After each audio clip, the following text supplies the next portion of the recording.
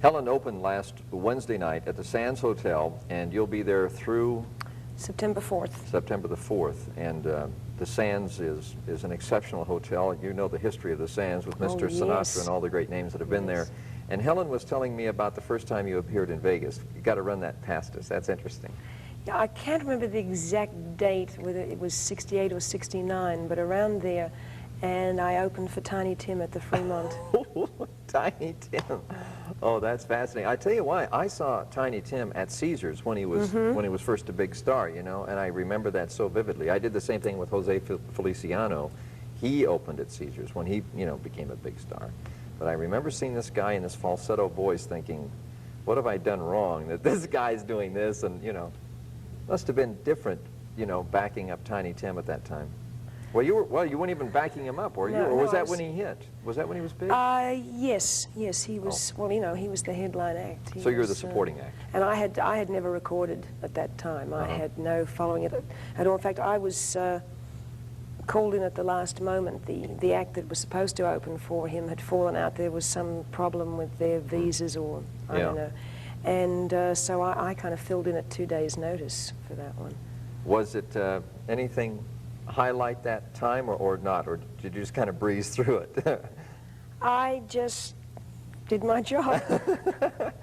Well, you know, this is 1983 at the Sands Hotel, and Las Vegas has gone through all kinds of weird changes, and I'm always interested from a star's viewpoint what you have seen occur here, good or bad, in the past few years.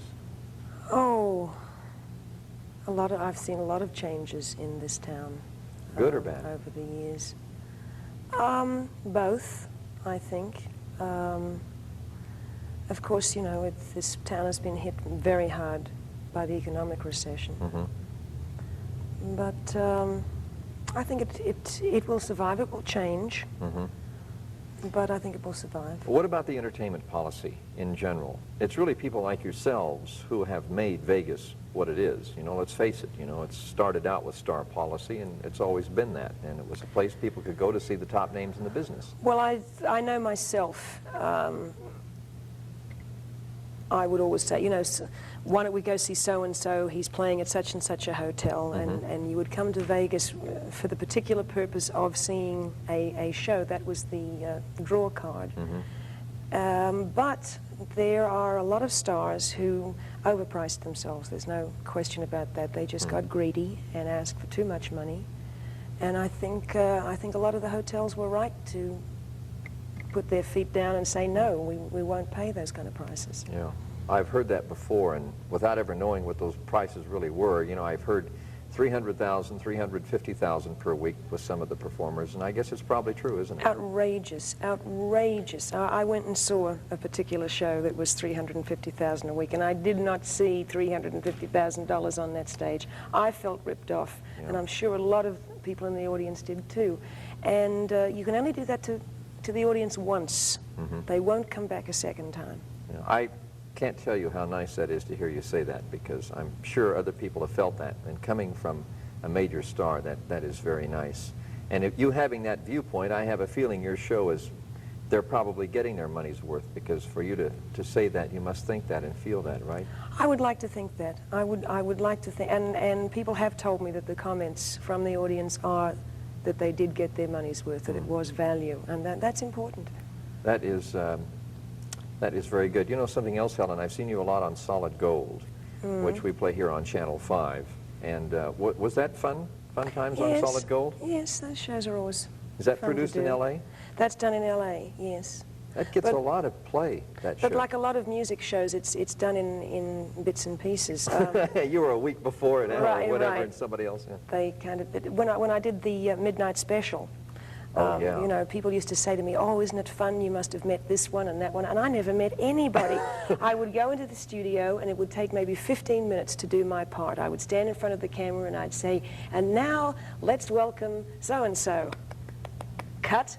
I'd say, and now, how about a big hand for Scranton? Cut. And say, and now let's welcome, and it would be over, and that was it, and I'd go home, and I never saw anybody. And they would spend days editing. taping all these other groups when I wasn't there. Yeah. Do you take solid gold material into your show, like at the Sands? How do you mean?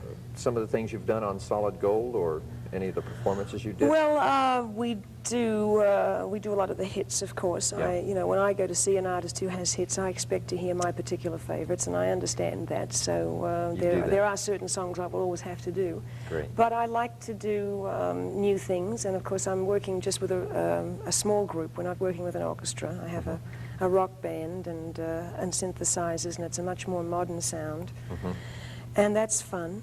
And I'm also using a video in the show. Oh yeah, you said something about that. Yeah. How interesting.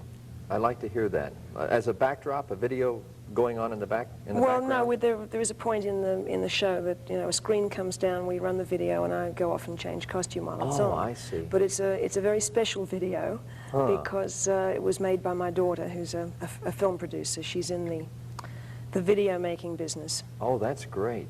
Helen, I've only got about 2 or 3 minutes here. Who are some of your favorites? Who impressed you as you were coming up to stardom in the business? Are there any offhand that you can think of? Oh, well, you know, I'm a third-generation performer, and I was fortunate to be exposed to a lot of artists my whole life. Musically, sound-wise, the influences in my teenage period, I would have to say, would be Chuck Berry, Ray Charles, Peggy Lee. Really? Yeah, and I was always attracted to, if I went to see an artist, I was always attracted to solo artists. And I can remember going to see the show of Marlene Dietrich when she did her one-woman show in Australia. And I sat in that audience. I took, I think, about 11 pages of notes just on her lighting. So... how interesting. Yeah. Wow. Fascinating. Those that would impress you. I would never have thought Marlene Dietrich. How interesting. Oh, yes. Well, she's a female. And well, nothing, you know, Yeah. but as far as interesting. Huh.